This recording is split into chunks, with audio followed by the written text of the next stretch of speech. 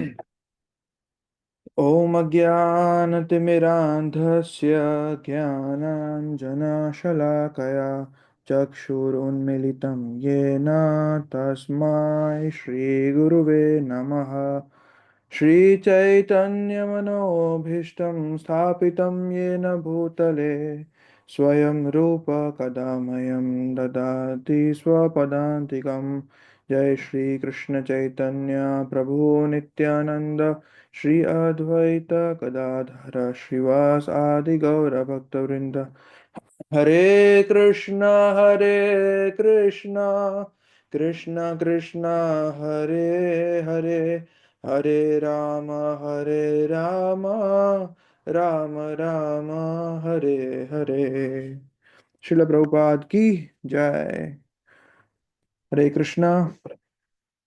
सो आप सभी का स्वागत है पॉजिटिव थिंकर सीरीज जूम के through. We are going this, we are covering this. We have come to fifth session and this is regarding, ये है एक छोटा सा बालक, 5 साल का बच्चा, जिसने परम पिता परम भगवान भगवान श्री कृष्ण, भगवान श्री विष्णु का प्रेम प्राप्त किया।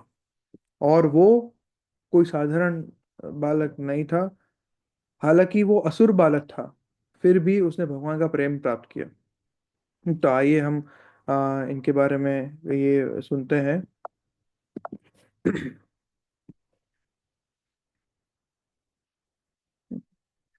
तो हम सबको पता है कि भागवत पुराण में ये प्रहलाद महाराज और भगवान नरसिंह देव के जो अवतार हुआ था, भगवान ने जो अवतार लिया था, उसके बारे में पूरा वर्णन है, बहुत ही सुंदर वर्णन है। तो वही हम आज सुनने जाएंगे और पढ़ेंगे, और उससे हमें क्या टीचिंग्स मिलती है वो हम देखेंगे। तो हमें पता है हिरण्यकशिपु, जो हिरण्यकशिपु वो ऐसा राजा था कि उसको, हिरण्यकशिपु का अर्थ क्या होता है? हिरण्य मतलब सोना, और कशिपु मतलब एक सॉफ्ट गद्दा। इन शॉर्ट, हिरण्यकशिपु को बहुत सारा सोना चाहिए था, बहुत सारा धन चाहिए था, और ऐशो आराम की जिंदगी जीनी थी। And he wanted all the woman. This is what Hiranyakashipu wanted. और वो, उसका ये जो एंजॉयमेंट, सो कॉल्ड एंजॉयमेंट है, वो कभी नष्ट ना हो, इसीलिए वो अमरता का वरदान पाना चाहता था। इसलिए उसने वहां कर इतना कठोर तपस्या किया, इतना कठोर तपस्या। और ऐसी तपस्या के कारण ना केवल भूलोक, इवन जो स्वर्ग लोक और देवलोक जो थे, उसमें भी हाहाकार मच गया। और इतना हाहाकार मच गया कि उसके कारण ब्रह्मा को आना पड़ा हिरण्यकशिपु को वरदान देने के लिए।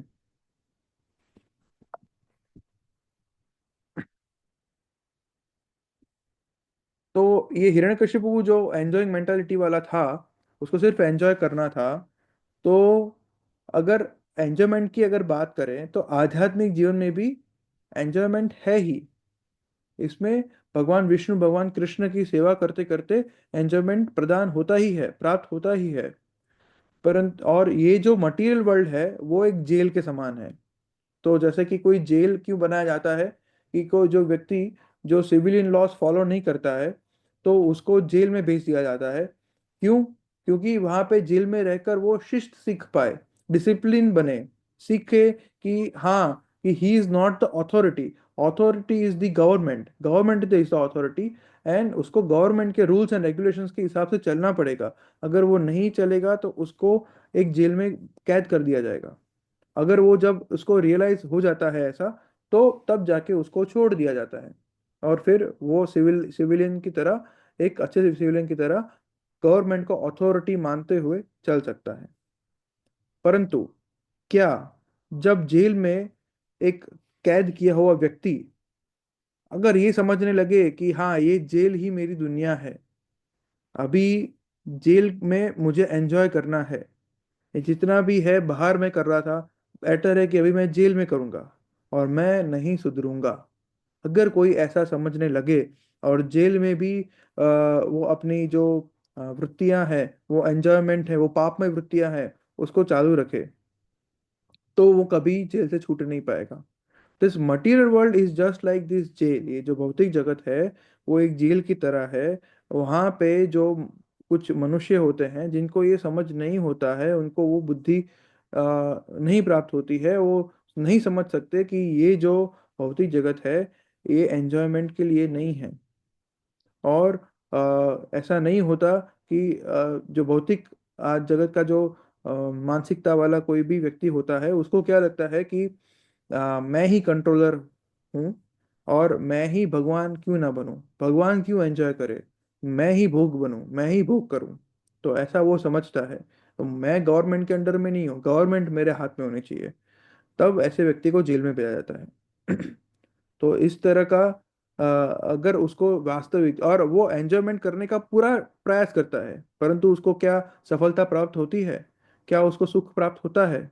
नहीं। फिर भी वो नहीं समझता, और फिर भी अगेन एंड अगेन वो सेम भौतिक चीजों में, भौतिक भोग वृत्ति में लगा रहता है। पर उसे अगर समझना चाहिए कि भोग ना हमारा स्वभाव है ही नहीं। हमारा स्वभाव है भगवान की सेवा करना। जीवेर स्वरूप है नित्य कृष्णेर दास, भगवान कृष्ण की सेवा करना वही हमारा जीव, हमारी आत्मा का स्वभाव है। तो अगर मछली पानी में नहीं रहेगी तो फिर वो नहीं जी पाएगी। तो मछली का काम है पानी में रहना, और पक्षियों का काम है हवा में उड़ना। तो इस तरह आत्मा का काम है भगवान कृष्ण की सेवा करना। तो अगर वो नहीं करेगा तो वो सुखी कैसे रह पाएगा? तो अगर उसको सही में आनंदित रहना है, एंजॉय करके उसको क्या करना होता है, आनंद ही प्राप्त करना होता है। तो उस तरह का आनंद वो भगवान के धाम में जाकर भगवान की सेवा कर कर ही प्राप्त कर सकता है। तो इस तरह से कई सारे राक्षस हो गए, जैसे कि रावण है, कंस है। तो उसी तरह इन राक्षसों की तरह जो नास्तिक जो साइंटिस्ट हैं वो आज भी प्रयास कर रहे हैं किस तरह से हम मृत्यु से बच सके। हम कितने भी वैक्सीन्स ढूंढ ले, कितने भी रोगों का हम उपचार ढूंढ लें, परंतु हम जन्म, मृत्यु, बुढ़ापा और रोग को हम नाश नहीं कर सकते। ये जो चार प्रकृति के बंधे हुए जो नियम है वो इस चार हम अवधियों से नहीं बच सकते। हम कितना भी प्रयास कर ले फिर भी वो लोग प्रयास करते ही रहेंगे। वो प्रयास करते ही रहेंगे, कुछ भी करके वो ट्राई करेंगे कि कुछ भी कोई डिजीज ना हो। एक डिजीज को अगर बंद करते हैं तो दूसरा दूसरा डिजीज खड़ा हो जाता है। हाँ, मृत्यु का कोई कितने भी वेंटिलेटर्स लगा लो, कितना भी कर लो, पर हम किसी को बचा नहीं सकते, तो नहीं ही बचा सकते। It is not possible. Ultimately doctor को भी बोलना पड़ता है कि वो जो है वो भगवान के हाथ में है। राइट। परंतु हिरण्यकशिपु वो नहीं समझता था। वो चाहता था कि मैं ब्रह्मा जी को ट्रिक करके अमरता का वरदान प्राप्त कर लूं। भागवतम में लिखा है ब्रह्मा जी बहुत लंबा जीते हैं। भगवत गीता में भी लिखा है। बट वो अमर नहीं है, क्योंकि ब्रह्मा की लाइफ की भी अवधि है। ब्रह्मा जी उनके ब्रह्मलोक के हिसाब से 100 साल जीते हैं। ब्रह्मा जी ने कहा कि जो तुम मांग रहे हो वो मेरे पास भी नहीं है। तो हिरण्यकशिपु बोला ठीक है, तो एक काम करो कि जो 84 लाख योनियां जो जिसने आपने बनाई है उस योनियों में से मुझे कोई मार ना सके। उसने बोला कि ना मैं मरूंगा घर के अंदर, ना मैं मरूंगा घर के बाहर, ना मुझे मृत्यु प्राप्त हो जमीन पे, ना मुझे कोई आकाश में मार पाए, ना मैं पानी में मर पाऊं, ना मैं हवा में मर पाऊं, ना मैं कोई अस्त्र से मर पाऊं, ना मैं कोई शस्त्र से मर पाऊं, ना मैं दिन में मर पाऊं, ना मैं कभी रात में मुझे प्राप्त हो। तो इस तरह से हिरण्यकशिपु को लगा कि हाँ, ये जो मैंने ब्रह्मा जी को ट्रिक कर दिया है, और ब्रह्मा जी का अगर तथास्तु कर देंगे, then now I am the god. Yes. Hiranyakashipu बोला यस, अब मैं भगवान बन गया, ब्रह्मा जी को मैंने मूर्ख बना दिया, और अब मैं ही भगवान हूँ।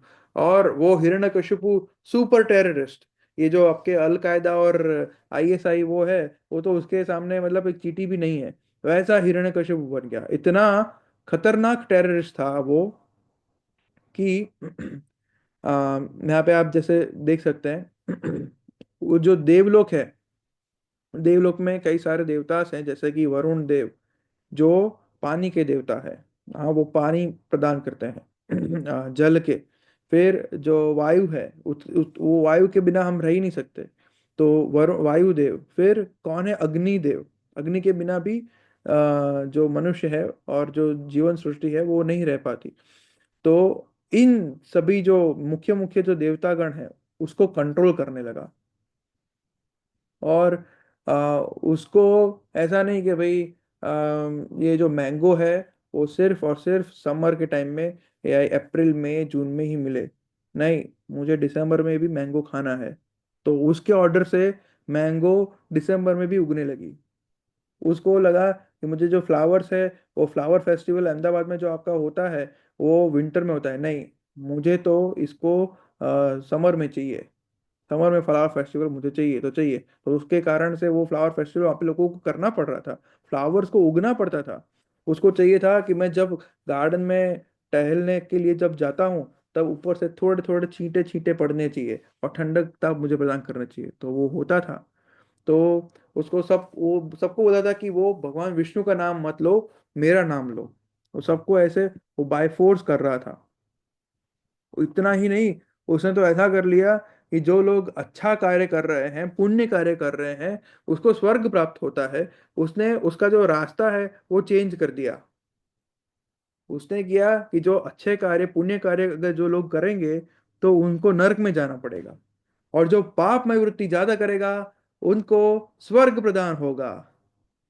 ये जो रास्ता ही हिरण्यकशिपु ने चेंज कर दिया।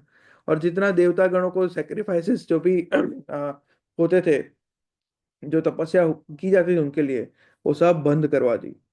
तो इस तरह वो अपने जमाने का किम जोंग बन गया, सद्दाम हुसैन।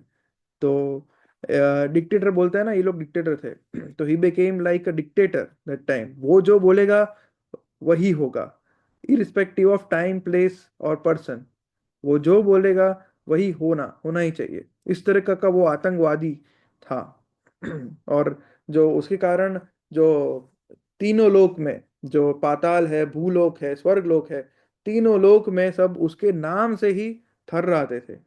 सिर्फ हिरण्यकशिपु, कोई बोलता था ना कि देखो हिरण्यकशिपु आ गया, तो सब लोग भागने लगे। That was Hiranyakashipu. तो इस तरह हम आप देखते हैं कि जो संसार में दो तरीके का लोग होते हैं। एक तो होता है मटीरियलिस्ट मतलब भौतिकतावादी, दूसरा होता है स्पिरिचुअलिस्ट मतलब आध्यात्मवादी। तो ये जो मटेरियलिस्ट होता है उसको भगवान में कोई श्रद्धा नहीं होती, और उसको लगता है कि ये जो जीवन है वो सिर्फ पैसे कमाने के लिए, खाने के, पीने के और शादी करने के लिए है। That's it. This is what the world life is. हमें सिर्फ यही करना है और भगवान की कोई ज़रूरत नहीं है। भगवान होते ही नहीं है, उनका रहने का कोई सबूत भी नहीं है। और कोई कुछ भी आके संस्कृत में लिख दे या इंग्लिश में आके बोल दे, उसका हमें नहीं मानना है। This is what a materialistic भौतिक जो आदमी है वो सोचता है। और जब कुछ ज्यादा कुछ होनारत होती है, तब वो दोष देता है भगवान को। ये इन्होंने ऐसी प्रकृति बनाई क्यों? भगवान कितने निर्दयी हैं कि ऐसे खतरनाक कैंसर बनाते हैं, या इतना खतरनाक सुनामी लेके आते हैं, या कोरोना बनाते हैं। भगवान भाई, तब भगवान कहाँ से आ गए? आप तो बोलते हो ना, आप तो भगवान को जानते ही नहीं हो, मानते ही नहीं हो, अब भगवान कहाँ से आ गए? और जब जो आध्यात्मवादी, जो स्पिरिचुअलिस्ट होता है, वो समझता है कि ये जो भी हो रहा है वो भगवान की इच्छा के अनुसार हो रहा है। भले ही विंटर में इतना भारी बारिश हुआ, वो भगवान का ही प्लानिंग था। Nothing is without the cause, because सर्व कारण के कारण भगवान श्री कृष्ण ही है।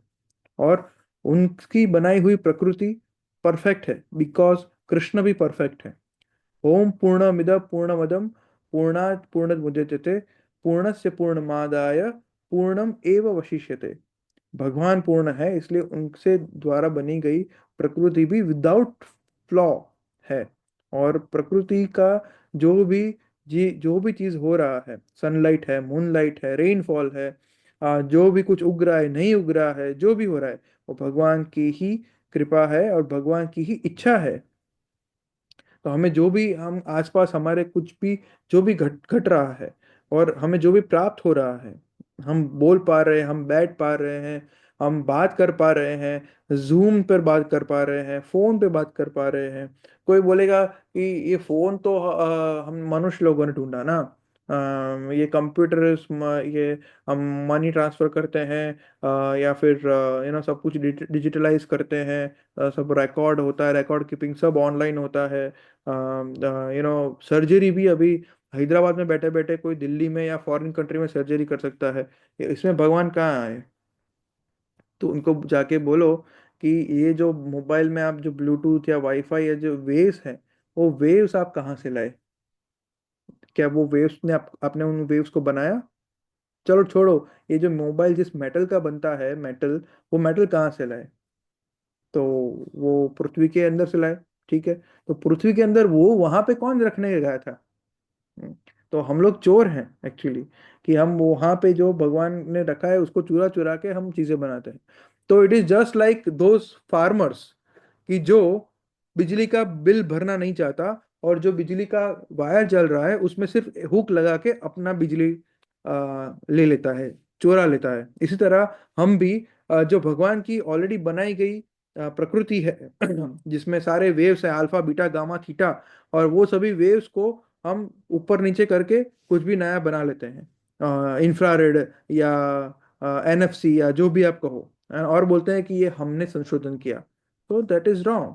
तो ये आध्यात्मवादी होता है, स्पिरिचुअलिस्ट होता है, उसको पता होता है कि ये सब कुछ भगवान की देन है। और वो देखते हैं, वो भगवत गीता में भगवान कहते हैं अहम सर्वस्व प्रभवो, जो भी जीवित या निर्जीव है वो भगवान से ही उत्पन्न होता है।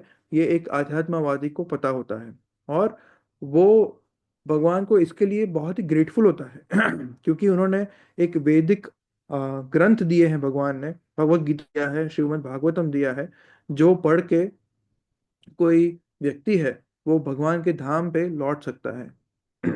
तो इसीलिए वो इन ग्रंथों को पढ़कर, इन डिवोटीज का एसोसिएशन कर कर, भगवान का नाम का जप कर कर, वो थैंक यू तो बोलता है, और साथ साथ में भगवान के प्रति उसका जो प्रेम है, जो छुपा पड़ा है उसके हृदय में है। सभी लोग भगवान से प्रेम करते हैं, पर वो कई कई सारे जन्मों के कारण वो छुप गया है। तो उसको वो उजागर करने का प्रयास करता है, डिवोटिस के एसोसिएशन से, ग्रंथों को पढ़ के, जपा करके। तो वो होता है एक एक्चुअल स्पिरिचुअलिस्ट, ना कि सिर्फ ध्यान करके ऐसे बैठे रहता है और बिंदु पे ध्यान करता है उस पर, ये वो। This is called spirituality. So this is called dharma. Shri Prabhupada को पूछा था कि धर्म क्या होता है, प्रभुपाद बताते हैं कि dharma is the thing which teaches us how to love the God. That is called dharma. भगवान से प्रेम कैसे किया जाता है, वो अगर कोई आपको सिखा दे तो वो आपको धर्म सिखा रहा है, ना कि कोई और। तो इसी तरह से जो हिरण्यकशिपु था, वो he was hard core materialist. और उसका 5 साल का जो बच्चा प्रहलाद, वो नारद मुनि की कृपा से, हाँ, ये श्रवणम कितना इम्पोर्टेंट है इससे हमें मालूम पड़ता है कि श्रवणम ऐसी इंद्रिय है जो शरीर में फर्स्ट आती है और लास्ट में जाती है। तो जब बालक का, जब आत्मा का प्रवेश होता है माता के गर्भ में, तब श्रवणम इंद्रिय है वो सबसे पहले शुरू होती है। इसीलिए जो गर्भवती माताएं होती है उनको कहा जाता है कि आप कथा सुनिए या कृष्ण बुक पढ़िए। पढ़िए भी ऐसे जैसे आप बोलिए, आप पढ़ते पढ़ते बोलिए जैसे आपका बच्चा भी सुन सके। तो ऐसे ही प्रहलाद महाराज ने अपनी माता के गर्भ में नारद मुनि के उपदेश सुने, और धर्म, भागवत धर्म क्या होता है वो जाना, और ऐसे ही भगवान के प्रति प्रेम उनको प्रदान हो गया। And he became the top class devotee of Lord Krishna. पर हिरण्यकशिपु तो कुछ और ही चाहता था। वो चाहता था कि वो पॉलिटिक्स सीखे, इकोनॉमिक डेवलपमेंट सीखे, जस्ट लाइक अस। हम लोग अपने बच्चे से क्या चाहते हैं? हम बच्चे से ये चाहते हैं कि भाई, तू भाई मंदिर मंदिर मत जा, बाबा बन जाएगा, ये बन जाएगा, वो बन जाएगा। मंदिर तो ठीक है, 15-20 दिन में एक बार दर्शन करके, दो तीन सिंगदाना प्रसाद लेके वापस आ जाना होता है, वहां पे बैठना होता है, प्रवचन सुनना होता है, वो तो सब जब तब बूढ़ा होगा ना रिटायरमेंट की एज पे, तब तुम करना, अभी ये सब कुछ करने का कोई जरूरत तुम्हें नहीं है। So what is the difference between us and Hiranyakashipu? हम दोनों समान ही हुए ना, क्योंकि हिरण्यकशिपु भी यही चाहता था। तो उसने उन्होंने जैसे हम उसको बच्चों को मटीरियलिस्टिक स्कूल में भेजते हैं, जैसे हिरण्यकशिपु ने भी उसको ये षंड और अमर्क, ये जो शुक्राचार्य है उनके संतान थे, दोनों सन षंड एंड अमर का, उनके पास भेजा। और प्रहलाद महाराज ने सुना, हाँ ठीक है, पॉलिटिक्स और इकोनॉमिक्स और जो पढ़ाने के लिए भेजा था पढ़ा, ठीक है। परंतु उसको एक चीज अच्छा नहीं लगा। उनको पॉलिटिक्स में ये समझ नहीं आया कि पॉलिटिक्स में ऐसा कहा गया उनको कि कुछ लोग आपके दोस्त होते हैं और कुछ लोग आपके दुश्मन होते हैं। प्रहलाद महाराज एक भगवान के शुद्ध भक्त हैं, उनको उनके लिए जैसे भगवान के लिए सब एक समान होते हैं, वैसे ही उनके शुद्ध भक्त के लिए कोई शत्रु या कोई मित्र नहीं होता। सब उनके लिए एक समान है, सब उनके लिए मित्र हैं। तो प्रहलाद महाराज को वो बात पसंद नहीं आई, और वो जब हिरण्यकशिपु के पास गया, हिरण्यकशिपु ने बुलाया, बिठाया, आओ बेटा और बताओ तुमने क्या क्या सीखा। तो प्रहलाद महाराज में तो स्टार्टिंग में सब इकोनॉमिक डेवलपमेंट की, ये वो राजा की फलानी ढिमकी बात की, और फिर बताया कि सत्य क्या है, कि भगवान कौन है, भगवान की शरण में जाना चाहिए। और उन्होंने बताया कि हमें भक्ति के जो 6 अंग है उनको फॉलो करना चाहिए। हमें भगवान के नाम का श्रवण करना चाहिए, भगवान की कथा का श्रवण करना चाहिए, और हमें भगवान का नाम का जप करना चाहिए, और उनका नाम, उनका रूप, उनकी गुण, उनकी लीला, उसके बारे में हमें सुनना चाहिए, उनको स्मरण करते रहना चाहिए, और उनके जो चरण कमल की सेवा है वो हमें करनी चाहिए, उनकी पूजा अर्चना करनी चाहिए, और हमें उनसे प्रार्थना करनी चाहिए। उनका हमें दास बनकर रहना चाहिए, हनुमान जी की तरह। और जैसे वो सभी के लिए बेस्ट फ्रेंड है, ऐसे हमें भी अपना सखा भाव व्यक्त करना चाहिए भगवान से। और इसी तरह हमें अपना तन मन और धन, मनसा और वाचा और कर्मणा, सभी चीजों से भगवान को पूरी तरह समर्पित होना चाहिए। ये प्रहलाद महाराज ने हिरण्यकशिपु को बताया। आप सोचिए कि ये जब प्रहलाद महाराज बोल रहे होंगे, तब हिरण्यकशिपु का जो फेस है वो कैसा होगा।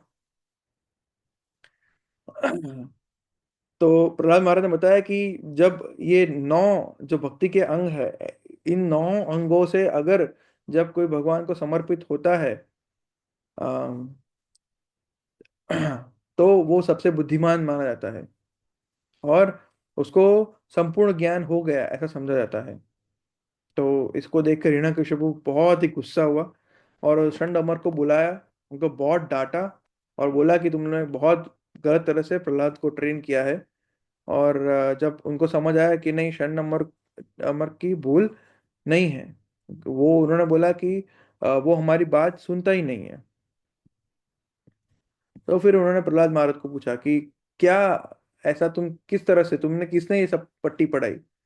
तब प्रहलाद महाराज ने बताया, श्री प्रहलाद उवाच मतिर्न कृष्णे परता स्वतो वा मिथो विपद्येत गृहव्रतानाम् अदान्त गोभिर्विशतां तमिस्त्रम पुनः पुनश्चर्वित चर्वणानाम।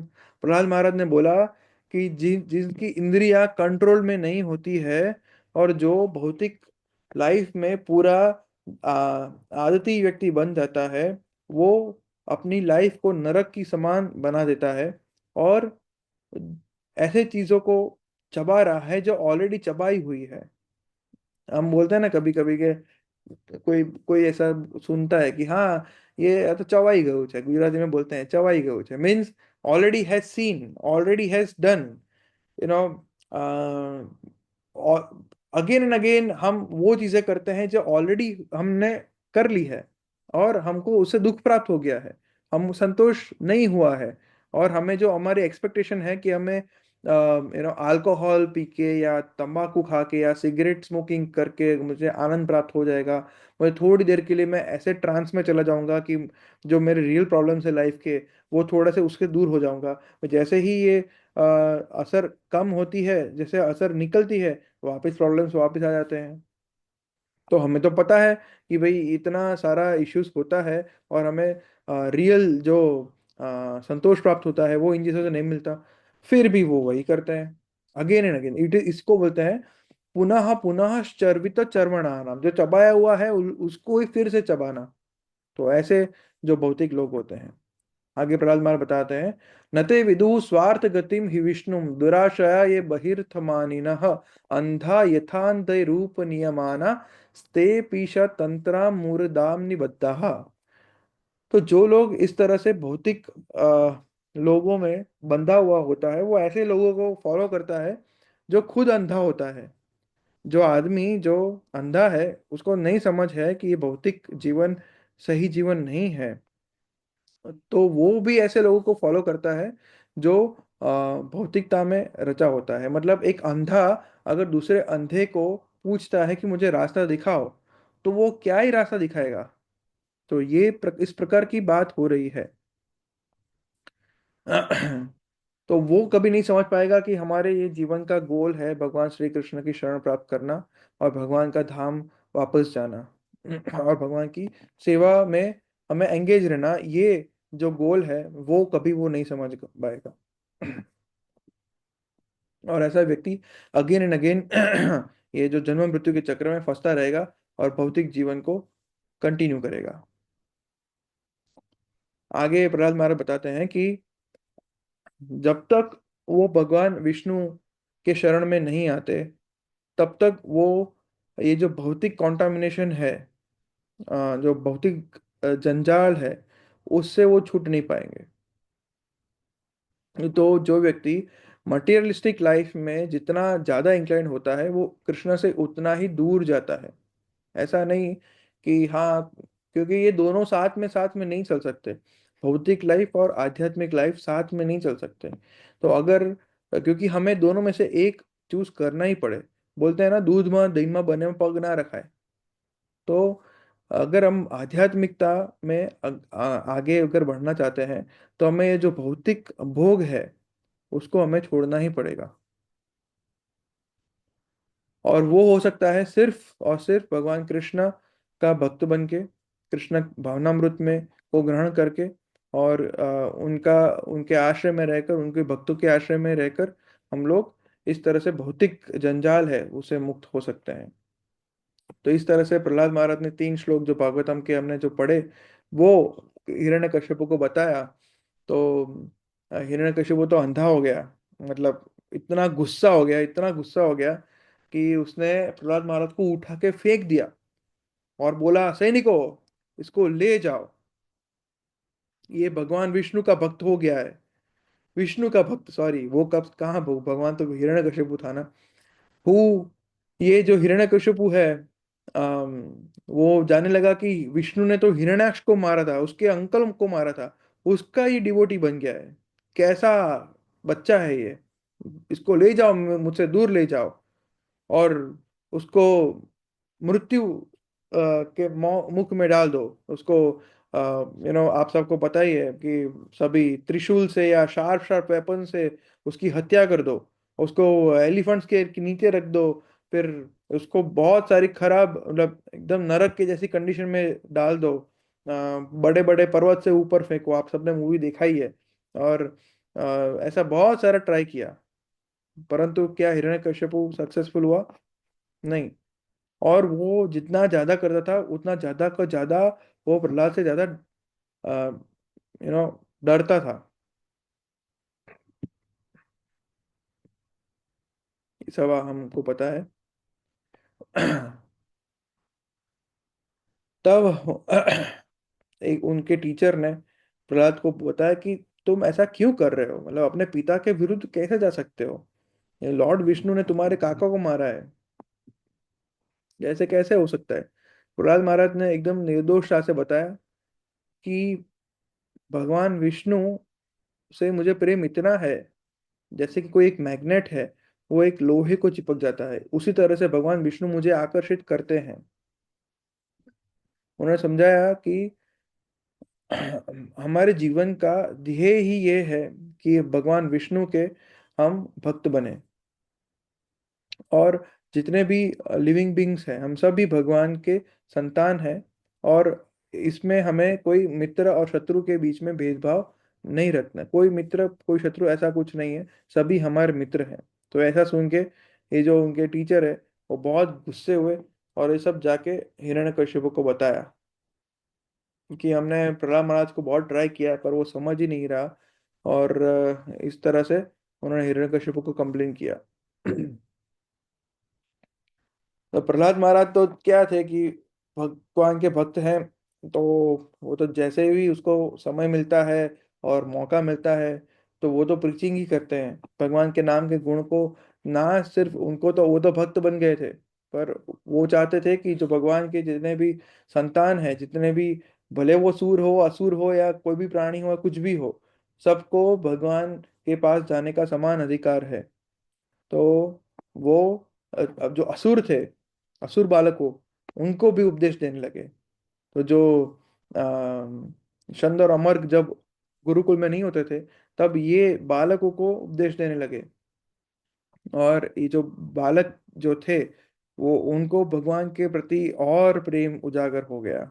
भले ही वो असुर थे, परंतु जैसे कि एक शुद्ध भक्त जो होते हैं, वो उनके संग में जब आते हैं, तो भक्ति प्रदान इजीली हो जाती है। तो ये सब साक्षात प्रहलाद महाराज के साथ थे।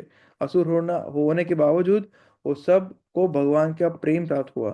तो इससे भी संड और अमर घबरा गए, और जाके हिरण्यकश्यप बोला कि प्रहलाद महाराज के प्रीचिंग को कैसे रोके। और उसका जो इफेक्ट है वो बहुत ही टफ है, बहुत ही हार्ड है, कि अभी तो वो सभी संतानों को भी भक्त बनाने लगा है। अभी हिरण्यकश्यप बोला चलो अभी ये प्रहलाद को अभी मुझे मारना ही पड़ेगा, बहुत हो गया। तो टिपिकल एक राक्षस की तरह उन्होंने प्रहलाद को चैलेंज किया और बोला कि भाई फाइनली तुम डिसाइड करो कि भगवान कौन है। तो अभी भगवान के भक्त जो प्रहलाद है, उन्होंने तो बताया कि भाई लॉर्ड विष्णु ही उनके लिए सब है, और वही सुप्रीम है, और उनके समान कोई नहीं है। और फादर को भी प्रीत करने लगे कि कृपया करके आप उनकी शरण में जाइए, जो भगवान विष्णु है उनकी शरण में जाइए। तब जाके ये हिरण्यकशिपु को इतना गुस्सा हो गया, और पूछा कि तुम बताओ भगवान विष्णु, तुम बोल रहे हो इतना विष्णु विष्णु, पर वो तो छुप के बैठे हैं, वो कहाँ बाहर आते हैं? बताओ कहाँ है विष्णु, तुम्हें छुप छुप के क्यों बचाते हैं? मेरे सामने और मेरे सामने आकर मुझसे बचाओ, बचाए क्या? विष्णु ये खंभे में है क्या? तो प्रहलाद महाराज को तो पता है, बहिर नरसिम्हा, हृदय नरसिम्हा, ये तो यामी ततो नरसिम्हा। जहां पे भी मैं देखता हूँ नरसिम्हा है। प्रहलाद महाराज ने बोला कि हाँ, एक हमें में भी है, हर एक अणु, हर एक कण, हर एक जीव के अंदर, हर एक जगह पे भगवान विष्णु है। ये उनकी दृढ़ श्रद्धा थी। और उनकी दृढ़ श्रद्धा को सच करने के लिए भगवान विष्णु को इस खंभे में से प्रकट होना पड़ा। तो ऐसे ही उन्होंने फिस्ट लगाया वो खंबे में, और उसमें से भगवान नरसिंह देव की जय, नरसिंह देव प्रकट हुए। और वो हाफ लायन हाफ मैन थे। तो वो समझ गया हिरण्यकशिपु के ये मुझे मारने के लिए आए हैं। उसने फिर फाइटिंग किया, नरसिंह देव भगवान से फाइटिंग किया, और फिर उसका मृत्यु हुआ। तब समझ आया कि हाँ, तब वो ना जमीन पे ना आकाश पे, वो भगवान के लैप में थे, उनके गोदी में थे। वो ना दिन में ना रात में, वो संध्या काल में थे। भगवान ने ना कोई अस्त्र यूज किया ना कोई शस्त्र यूज किया, भगवान ने नाखून का यूज किया। इस तरह भगवान ने ब्रह्मा जी का जो वरदान था उसकी भी लाज रखी, और हिरण्यकश्यप को मृत्यु प्राप्त हुई। तो ये भगवान नरसिंह ने ना केवल हिरण्यकश्यप को मृत्यु को दिया, बाकी के जो भी उनके फॉलोअर्स थे, ये जो मूवी के जो डायरेक्टर है, वो उनको मैंने कहीं पे सुना था, उन्होंने कहीं कोई पुराण में पढ़ा था कि ये नरसिंह देव भगवान है, और हिरण्यकशिपु को मारकर फिर इतने क्रोधित थे कि उन्होंने अराउंड 7 या 8 करोड़ बिल्डिंग्स थी वहाँ के उसके हिरण्यकशिपु के स्टेट में, और सबको नष्ट कर दिया, और जितने भी उसके फॉलोअर्स थे सबको मार दिया।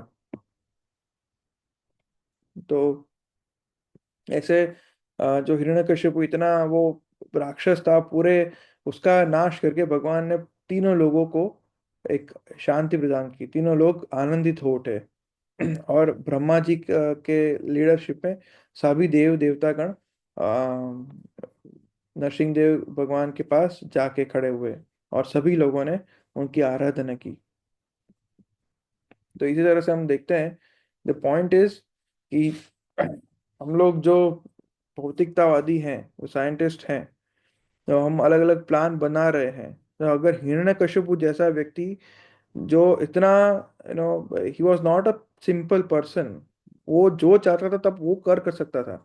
हमारे साइंटिस्ट कितना भी करके मैंगो को डीप फ्रीज में डाल देंगे, और उसका मैंगो का जूस बना के दिसंबर में दे सकते हैं, पर एक अच्छा फ्रेशली नेचुरली मैंगो वो लोग नहीं उगा सकते।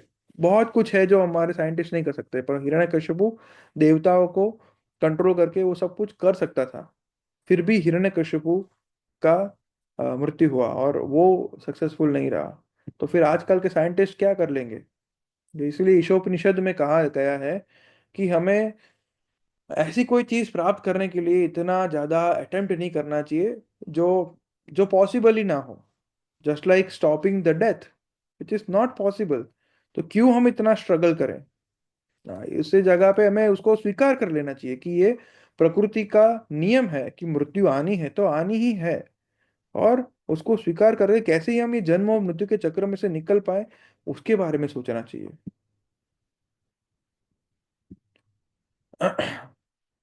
तो हम हमें पता है कि नरसिंह देव बहुत ही गुस्से में थे, और सब लोगों ने उनके पास जाने की, इवन माता लक्ष्मी ने भी जाने के लिए मना कर दिया कि वो इतने गुस्से में हैं, वो मेरे से नहीं शांत होंगे। तब जाके कौन रेडी हुए? प्रहलाद महाराज खुद।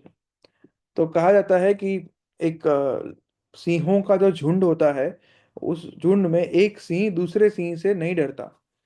तो ये जो भगवान का शुद्ध भक्त होता है वो भी एक सिंह की तरह होता है।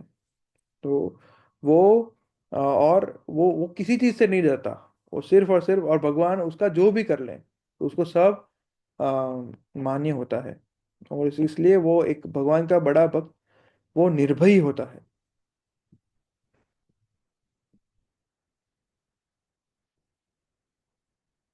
तो इस तरह से प्रहलाद महाराज ने जाकर नरसिंहदेव को प्रणाम किया, और नरसिंहदेव ने उनको उठाया और बहुत ही प्रेम किया उनसे, और वो शांत हो गए। और उनसे उनको छू कर ही प्रहलाद महाराज को सभी आध्यात्मिक ज्ञान प्रदान हो गया। और उन्होंने नरसिंहदेव की कुछ इस तरह से प्रार्थना की। तो उन्होंने बोला कि कि कोई भी, ये जो ये सब भागवतम में प्रहलाद महाराज की सब प्रार्थनाएं हैं नरसिंह देव को, वो सब हैं। इसमें हम यहाँ पे पढ़ सकते हैं कि उन्होंने भगवान से प्रार्थना की कि कोई व्यक्ति भले ही कोई अच्छे कुल में जन्मा हो, या वैभवशाली हो, या गरीब हो, या कोई बड़ा विद्वान हो, या कोई बड़ा तपस्वी हो, या कोई योगी हो, परंतु अगर उसको भगवान को प्रसन्न करना है तो वो सिर्फ और सिर्फ भगवान की भक्ति, भक्ति योग, भक्ति से ही वो भगवान को प्रसन्न कर सकता है। तो भले ही कोई ब्राह्मण कुल में जन्मा हो और ब्राह्मण हो, परंतु अगर वो भगवान का भक्त नहीं है तो वो भगवान को प्रेम नहीं कर सकता, और भगवान का प्रिय भी नहीं बन सकता। उसकी जगह पे भले ही वो कोई चांडाल, चांडाल मतलब जो दे ईट डॉग्स, जो जो कुत्ते का मांस होता है उनको खाते हैं, ऐसा कोई व्यक्ति है, परंतु जो वो भगवान का भक्त बन जाता है तो भगवान उसको खुशी खुशी अपनाते हैं।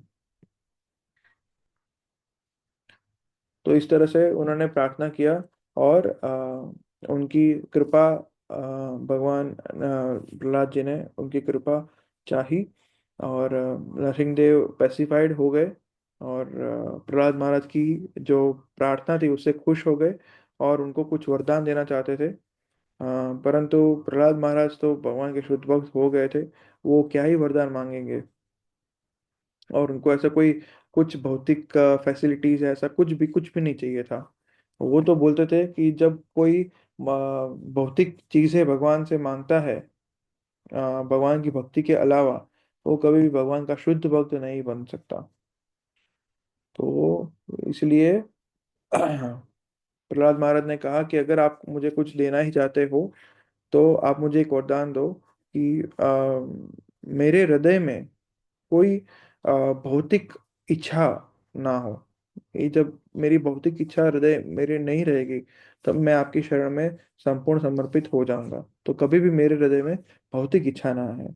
ये एक शुद्ध भक्त का प्रार्थना होता है, ना कि मुझे एग्जाम में पास करा दो, या तो मेरा जो शेयर मार्केट है, मेरा जो पोर्टफोलियो है बहुत डाउन चल रहा है, वो थोड़ा ज़्यादा करा दो, या तो मुझे पूरा यूरोप टूर या अमेरिका का टूर मारना है, कुछ पैसे का मैनेज करके दो। ये सारी भौतिक इच्छाएं अगर किसी को होती है तो वो भगवान का भक्त कहने के लायक ही नहीं है।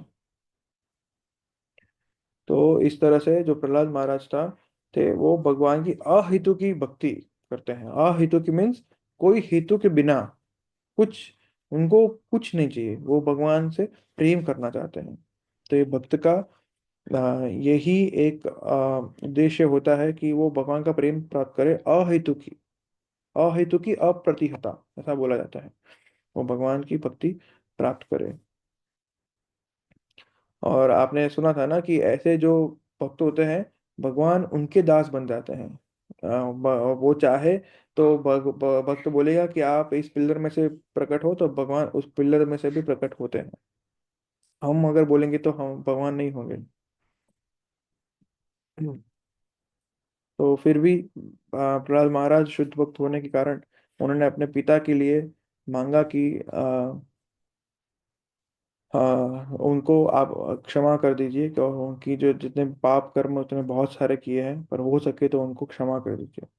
तो हमारा तो इसमें ऐसा कहा जाता है कि नरसिंह देव ने बताया कि प्रहलाद महाराज, तुम इतने भक्त बने हो, इतने भगवान के शुद्ध भक्त, ऐसा कहा जाता है कि कोई फैमिली में अगर कोई एक शुद्ध भक्त बन जाता है तो उसकी 21 पीढ़ियां तर जाती है।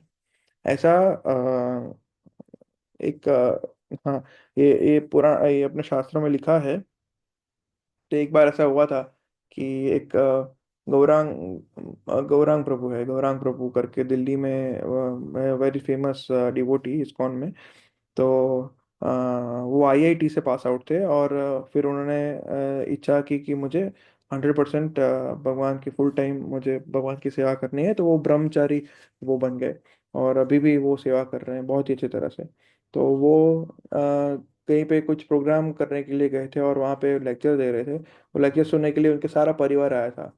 और फिर उन्होंने वहाँ पे लेक्चर में सुना सबकी जगह पे कि भाई जो ब्रह्मचारी जो होता है, तो अगर कोई कुटुंब में एक ब्रह्मचारी हो जाए तो उसकी 21 पीढ़ियां मैटरनल साइड और 21 पीढ़ियां पैटर्नल साइड, मम्मी और पापा की दोनों की 21 पीढ़ियां तर जाती है।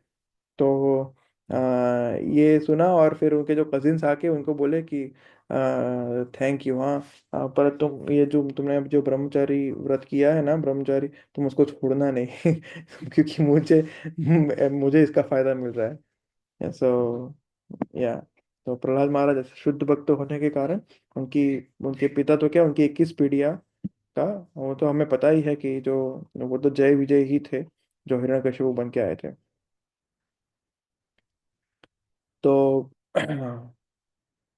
तो जैसे एक बच्चा होता है जो पूरे अपने पेरेंट्स पे डिपेंड होता है, जैसे हमारा बच्चा और पूरा हम पे डिपेंडेंट होता है।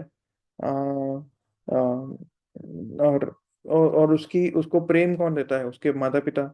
उसको मेंटेन कौन करता है, उसके, वो कभी आके नहीं बोलता कि पापा मेरी प्लीज स्कूल में जाके फीस भर दोगे। नहीं, पापा खुद जाके करते हैं, वो पापा ध्यान रखते हैं। बच्चे को तो क्या ही पता है कि स्कूल में फीस भरनी होती है। वो भी उसको बड़े होके मालूम पड़ता है कि वो कभी भी ऐसा मम्मी पापा से नहीं मांगता कि मेरे मुझे क्या खाना दोगे। और कभी ऐसे बोलता नहीं कि थैंक यू, हाँ आज आप मुझे खाना दिया। बच्चा कभी नहीं, बच्चा का जो माता पिता के प्रति प्रेम होता है, माता पिता का बच्चे के प्रति जो प्रेम होता है, वो नेचुरल होता है। तो जब ये बच्चा बड़ा होकर जब अमेरिका आता है, और पेरेंट्स ने उसको सब सपोर्ट किया होता है, तो उसको वो टेंशन नहीं होती कि मैं अमेरिका कैसे जाऊंगा, ट्रेन ट्रेन का टिकट कैसे होगा, वहां पे जाके खाऊंगा रहूंगा कहाँ पे, उसको वो टेंशन नहीं होती है। परंतु अगर कोई बच्चा माता पिता की बात न मानकर उनसे जुदा होकर जाता है, तो उसको सारे टेंशन लगे रहते हैं। तो इसी तरह से जो भगवान हमारे परम पिता है, उनसे अलाइन न होकर हम कुछ भी कार्य करेंगे तो हमें सब चिंताएं रहेंगी। परंतु अगर हम उनकी इंस्ट्रक्शन जो भागवतम भगवत गीता और उनके भक्तों के थ्रू हमें मिलती है, श्री प्रभुपाद के थ्रू हमें जो मिलती है, उस इंस्ट्रक्शन से अलाइन होकर अगर हम जो भी कार्य करते हैं, तो जैसे उस बच्चे को कोई टेंशन नहीं था, वैसे ही हमें भी कोई टेंशन नहीं रहेगा। तो हमें लास्ट फ्राइडे में इनमें ये लेक्चर सुना था ना, योग क्षेमम वहां में हम। तो भगवान ऐसे जो डिवोटीज होते हैं, जो भगवान के भक्त और भगवान के जो शास्त्र हैं उनको अलाइन होकर अपना जीवन व्यतीत करते हैं, तो उनका भार भगवान खुद उठाते हैं। और उनके जीवन में जो कुछ नहीं है वो भगवान देते हैं, और जो है उसको भगवान मेंटेन भी करते हैं। तो ऐसे ही एक डिवोटी का भाव ऐसा रहता है।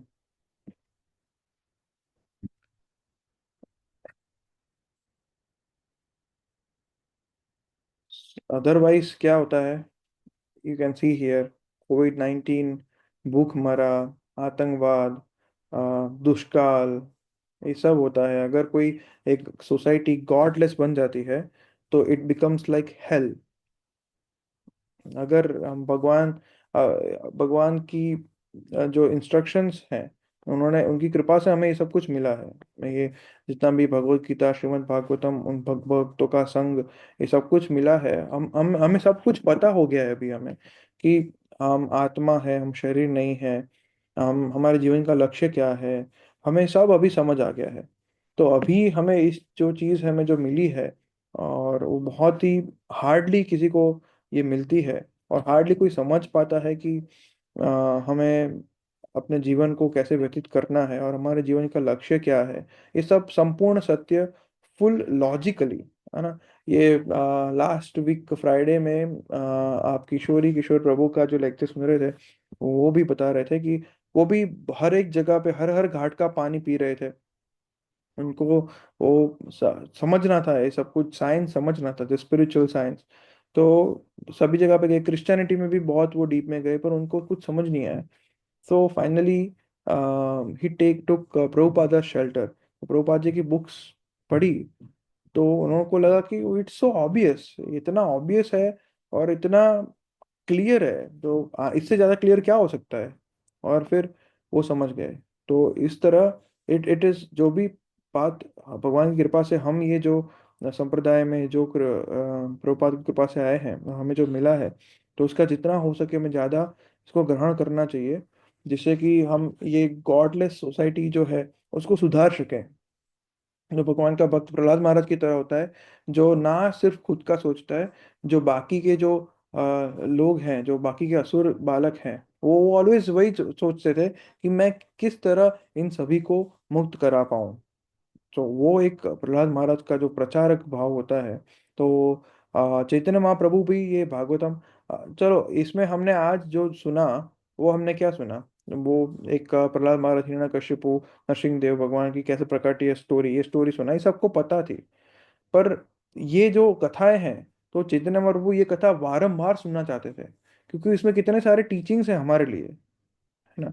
तो ये टीचिंग्स को अगर हम ग्रहण करके, इसलिए हम जितनी बार ज्यादा ये कथा सुनते हैं, तो इस टीचिंग्स हमारे हृदय में दही की तरह जम जाती है, और फिर हम उसकी तरह एक्ट कर पाते हैं, और तब जाके हम जैसे प्रहलाद महाराज भगवान के भक्त बने थे, उसकी उनकी तरह हम कोशिश कर पाते हैं। Right. So, so we can end it here, and we can have any questions. तो आप बोल सकते हैं, कुछ पूछ सकते हैं अगर आपको कोई क्वेश्चन हो तो। वैसे पूरा मूवी ही डिस्कस कर लिया हमने आज, प्रहलाद महाराज वाला, महाअवतार नरसिम्हा।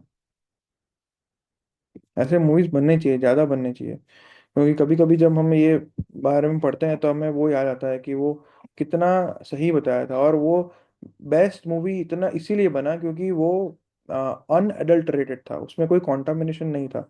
वो अपनी तरह से मन से नहीं बनाया था, जो शास्त्रों में था वही उनको रिसर्च करके उन्होंने दिखाया था। That's why it was successful.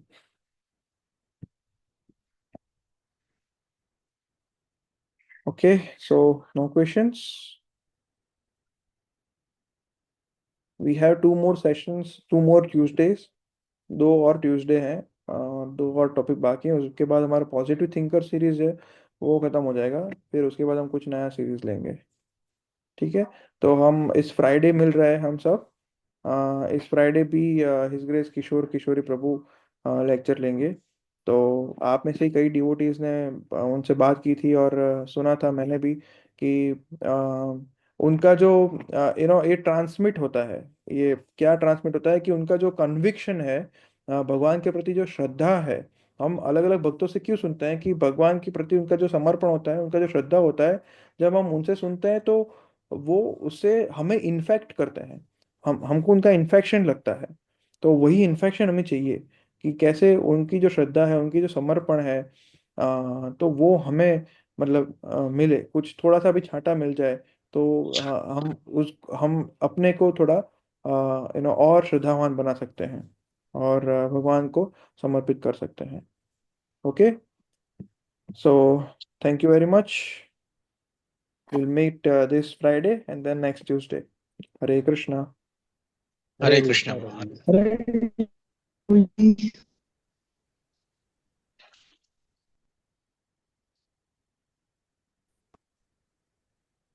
Hare Krishna Prabhu ji.